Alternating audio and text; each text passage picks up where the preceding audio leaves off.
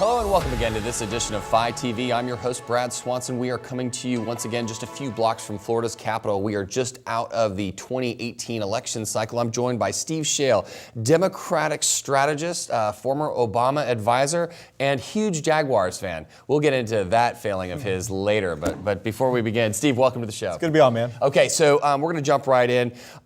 Let's really dive into these elections. I mean, you have been on all the national shows talking about it. So what do you think Florida voters can learn about this election? Well, the thing about Florida, it's an incredibly stable state. I mean, it's a dynamic, population changes, but its politics really doesn't move from cycle to cycle. I mean, if you add up all the people that voted for president, a little different cycle, but it's a good number. About 51 million people have cast a ballot for president since 1992 in Florida. Only 19,000 votes separate the two political parties. So the state is just very, very stable. So the fact that we had 3 recounts, it really shouldn't surprise anybody. And in fact, I think going forward is going to be more of the norm than not. Right, but the recount thing, right? It's the stigma of Florida. It's why people say we make other states look good. You know, It's like, really, you know, but it's going to happen in a bunch of states. I mean, you know, so what was different about this recount versus our famous one from the early 2000s? Well, what's different, this one actually went pretty smoothly. I think the assumption was it was going to be a mess, and the fact that it took a week gave the national media a chance to build a narrative about it. But the reality is we recounted 3 races. They had 3.4 million votes each of them, so 24 million votes, in 7 or 8 days. And we saw the results didn't really change very much, which means machines were counting accurately.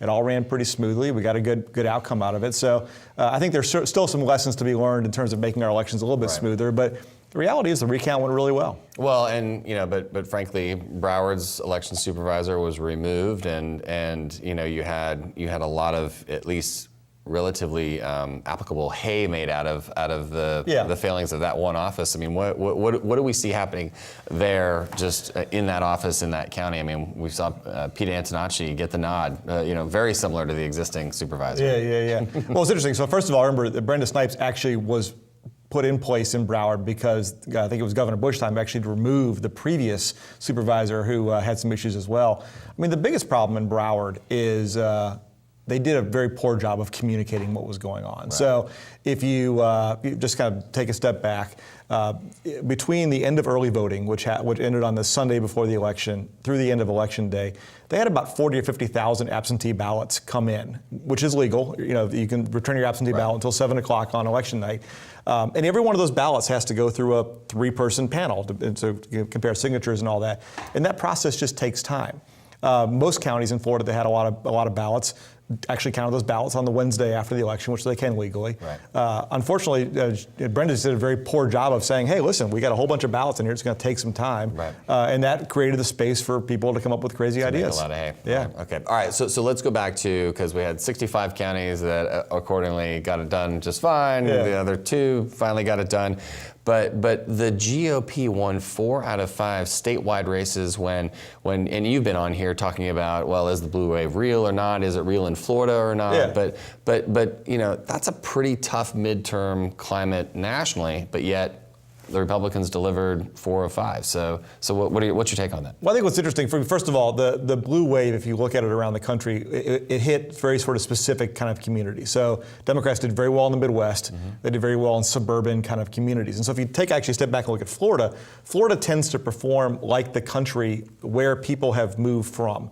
So the Tampa Bay area, for example, tends to be very Midwestern. You always tell folks if you go to a Bears-Bucks game, it'll feel as much like a Bears home game as it will a Tampa Bay Buccaneers game. And so in Tampa, you saw Democrats do really well. You saw, both Gillum and Nelson win Pinellas County, for example, which had gone for Trump. You saw huge margins in places like Sarasota. You saw Hillsborough. You saw down the ballot Democrats do really well, win a state house seat in Sarasota. And then in places of the country where the blue wave didn't hit nearly as strongly, where people have moved from, you saw Republicans do really well. Right. But the reality is, again, Florida's just a very evenly balanced state.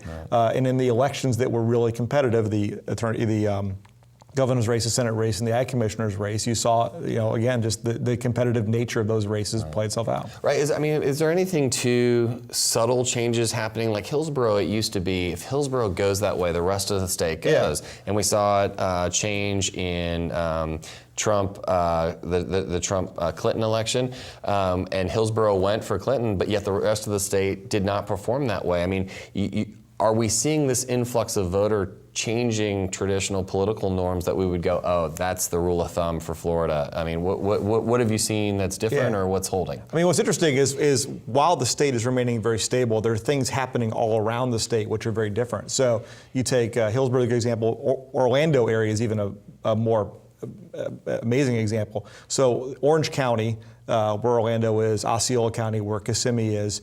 If you go back to 2004, George, right, that was all conservative. George Bush won those counties by a pretty significant margin, and Democrats did very well in places like Volusia County, where Daytona is, and as such. And the margins in those counties today are very similar to what they were 10 or 12 years ago now, but Democrats run the score up hugely in places like Orlando. I think Gillum won it by like 140, 150,000 votes. Yeah. And where Crist had won it by maybe 30 or 40,000 votes just 12 years ago. Well, and Osceola's, that whole changing demographic, I mean, that is not the red corridor anymore. I mean, it's definitely as purple as the rest of the heavily populated parts of the state. That's right. Or if your viewers who live in Seminole County, which is between Daytona Beach and Orlando, that, as you know, used to be considered one of the most Republican places in the state. I don't think a Republican has lost it in a presidential campaign since the 20s.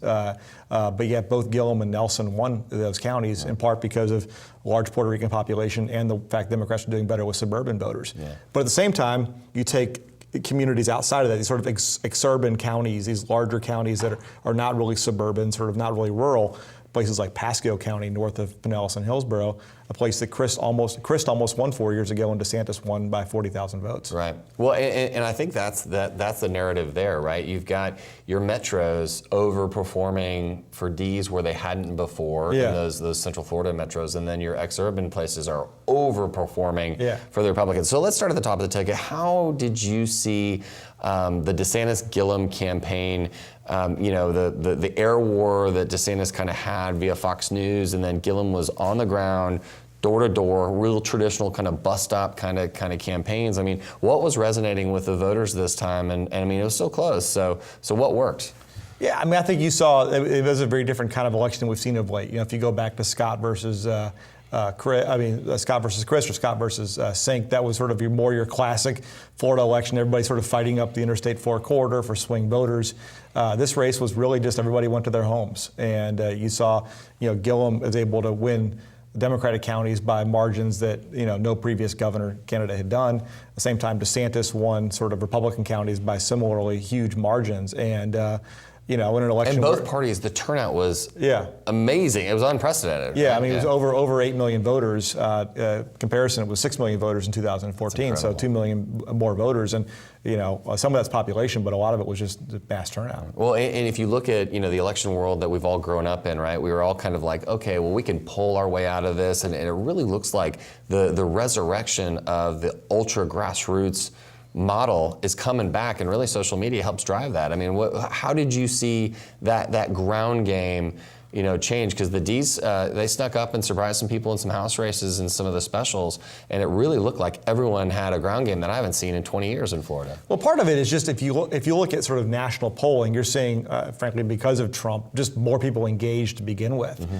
Republicans really feel like they've got to stand up for their guy. Democrats are just outraged by everything he does. Mm-hmm. And so you're seeing more people just in general being engaged in the process. And so, frankly, that's a very good thing. But the one thing about sort of the digital world these days, it is easier for both parties to identify people that are likely to be supporters, easier for them to talk to them through a variety of different means, whether it's going to somebody's door, texting them, or being able to identify them over Facebook or Twitter.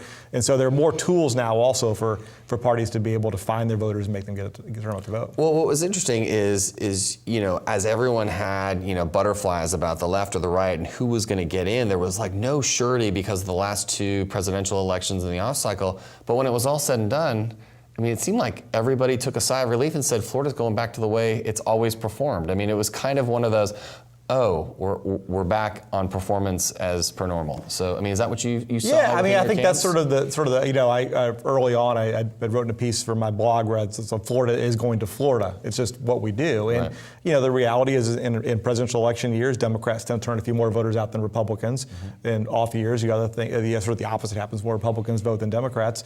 But, there's not a lot of movement from cycle to cycle. It's a very predictable state.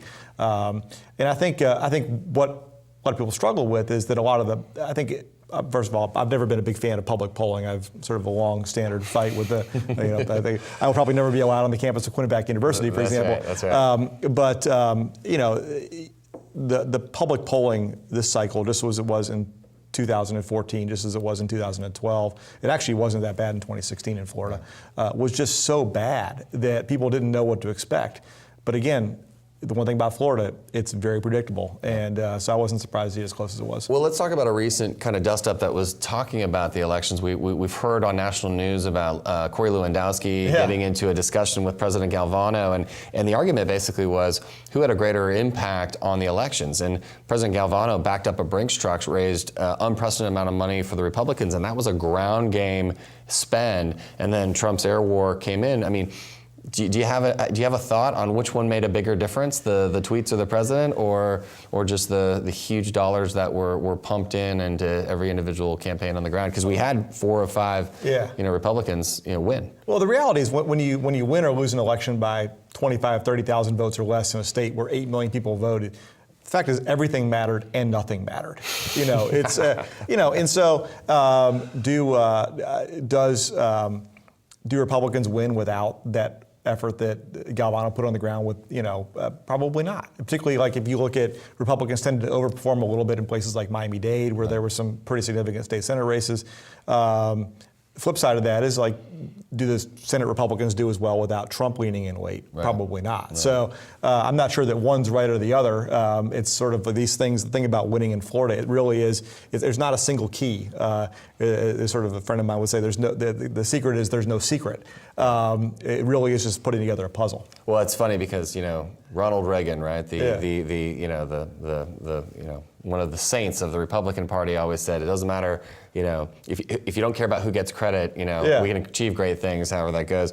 And it's funny, that might not have been in the mindset of Mr. Lewandowski and others. And I think what's interesting too, and I think a lot of it is just perspective. I mean, I know sort of back before I got involved in presidential politics, I tended to really think that turnout was driven by the stuff that I cared about. Down ballot races. Right. And then the more presidential candidates you realize, like, listen, people do turn out to vote typically because of the top of the ticket. Now, that doesn't mean that what happens down the ballot doesn't matter. Right.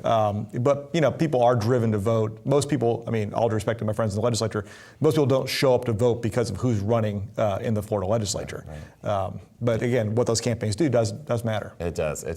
4 out of 5, right? The Republicans want to talk about the 4 out of the 5, but the Democrats are rejoicing. You have Nikki Fried as the agriculture commissioner. Like, how did she do it? And she's, it's like the year of the unexpected. So how'd she do it? Well, first of all, it's kind of fun. I mean, like you, I've known Nikki for a long time, and it's kind of fun to see somebody that's a friend and a colleague sort of go off and do really cool stuff. To win by 6,000 votes out of 8 million votes is a pretty remarkable thing. Mm-hmm. It was quite a campaign. But, I think Nikki was, first of all, if you look around the country, there was one thing that worked out everywhere. Democratic women did very well all across the country. Yeah, definitely the year of the women. Yeah, whether it was conservative women, moderate women, liberal women, if you were a woman and a Democrat, you had a pretty good night. Mm-hmm. So I think, the fact that Nikki was the lone woman on the ticket for us, I think definitely benefited. The other thing that's interesting about that race is I think oftentimes people, when they run down the ballot, they try to sort of say too much. And the reality is most people, they don't know what the ag commissioner does. They're not quite sure kind of why we even have one. Right. And Nikki did a nice job of sort of explaining exactly what she could do in that role, whether it was legalization of marijuana implementation or dealing with issues around gun control. Kept the campaign very simple. It was the first time I saw an ag commissioner with a hook, like a legit hook that like transcended the dialogue. Yeah, and I think that made it, and again, she kept it very simple. And the nice thing that worked out for her is her opponent, Matt Caldwell, they were polar opposites on all those things that mattered. And so there was a very clear contrast. You knew she was for implementing legalization of marijuana, Matt was against it. She was for sort of some common sense gun reform, Matt was against those things. And so that whole sort of dynamic played itself in. But I do think a lot of it really did, the fact that she was the only woman on the ticket really did benefit her. Yeah, it was fascinating because you saw Matt emerge from a field of agricultural juggernauts, right? That immensely connected to the industry. Matt was kind of the outlier in that group compared to his opponents.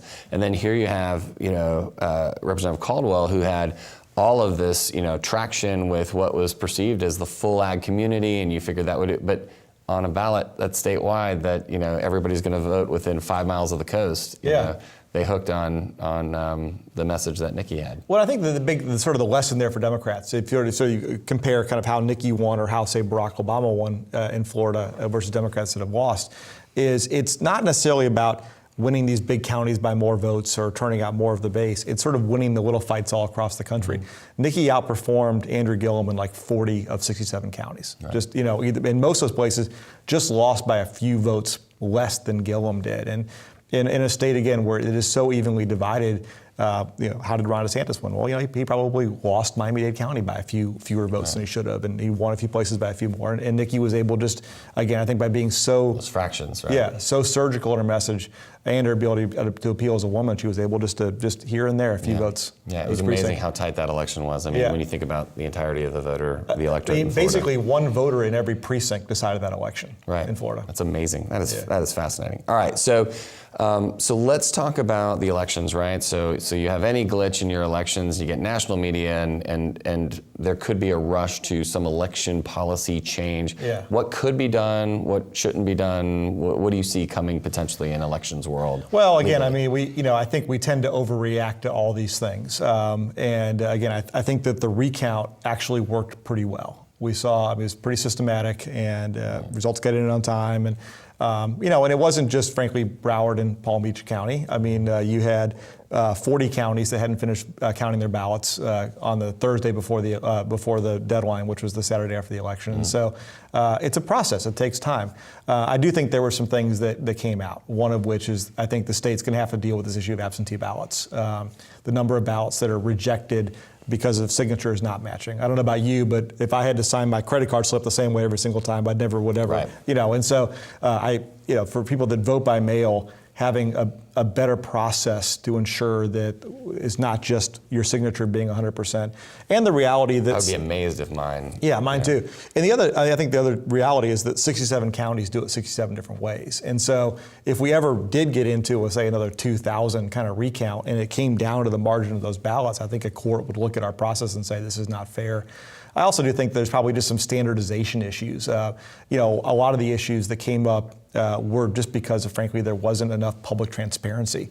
I think, again, if we have the technology now to report who's voted in real time. Right. If Broward had been required to report in real time how many ballots they had, how many billed ballots they had and counted, again, it would have taken away the opportunity for people to come up with crazy conspiracy theories. Right. And so I think, some changes around absentees, but just more generally, changes around transparency would help. Yeah, I mean, I think transparency and just communicating with the voter, where because all the custodial issues of the ballots that were cast at the precinct, and then how did they transfer and move back, and do they all need to be flagged vehicles for the supervisors or something that shows it versus what we've always had in Florida, which is volunteers going, hey, I'll bring those back to the supervisor's office. And what's interesting too is, I think there are two things that are. First of all, the ballots that are being transported back from the polling places, they've already been counted. Right. Because when you vote, digital, right? It's all digital. So there's not really any issues with ballots there.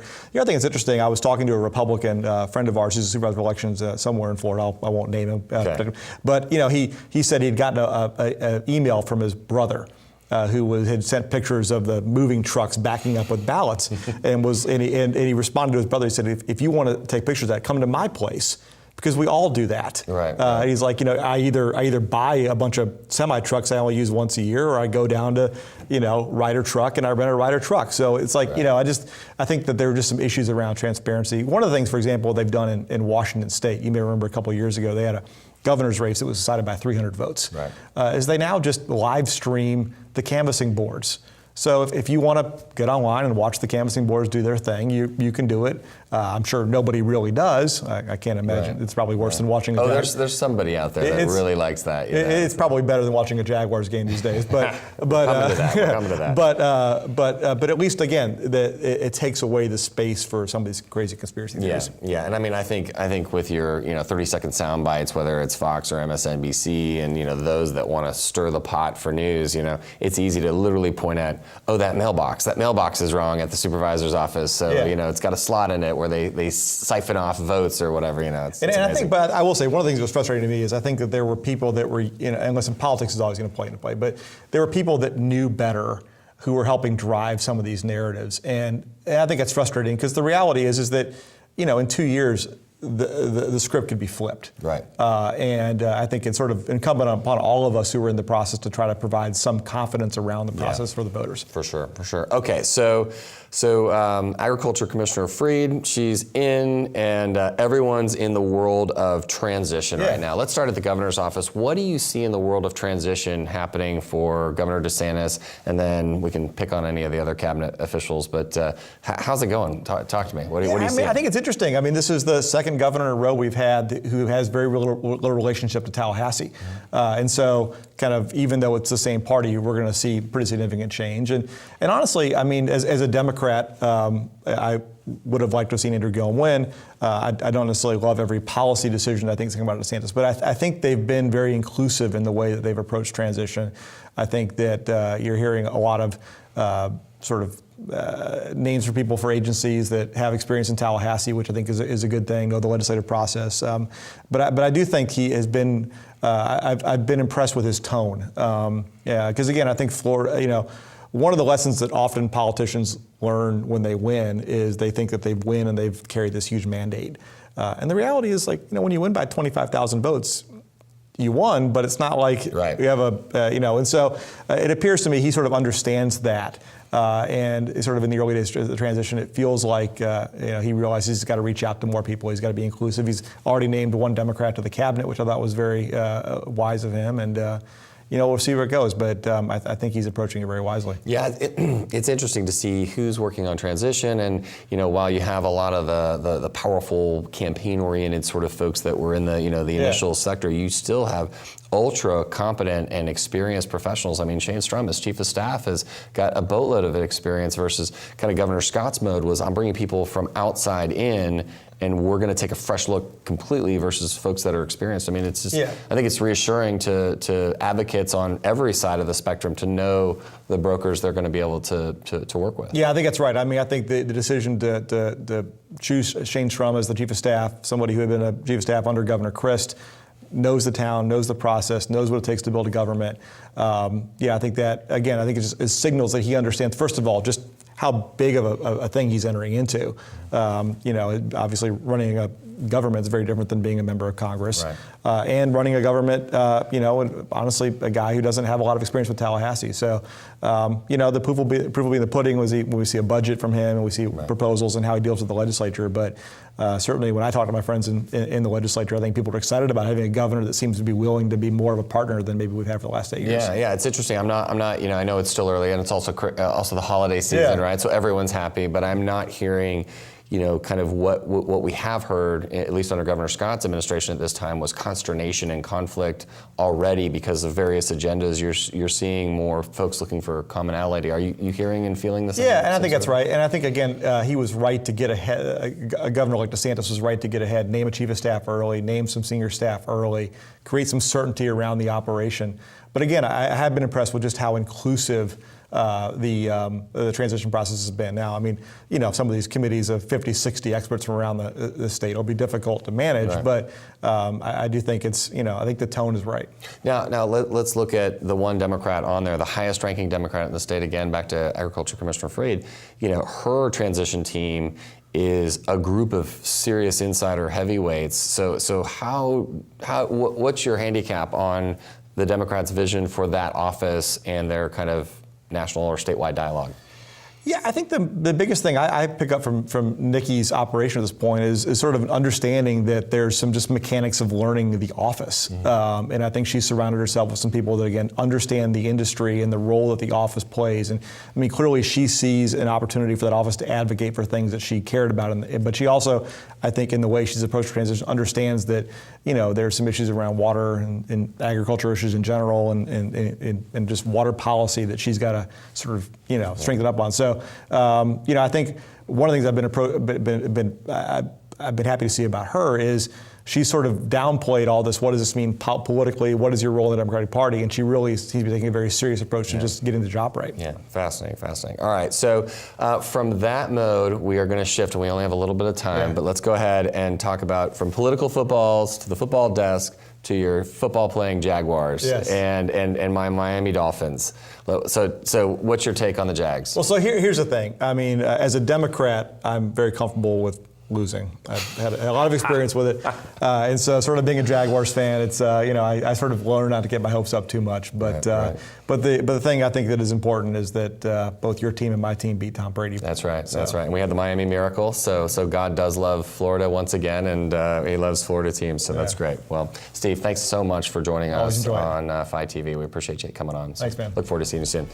That's all the time we have for today. Thank you for tuning in. If you haven't yet, hit us up on our Facebook and Twitter feeds and our social media information about the 100,000 plus employees that make the internet and television industry possible. For today, thanks for tuning in.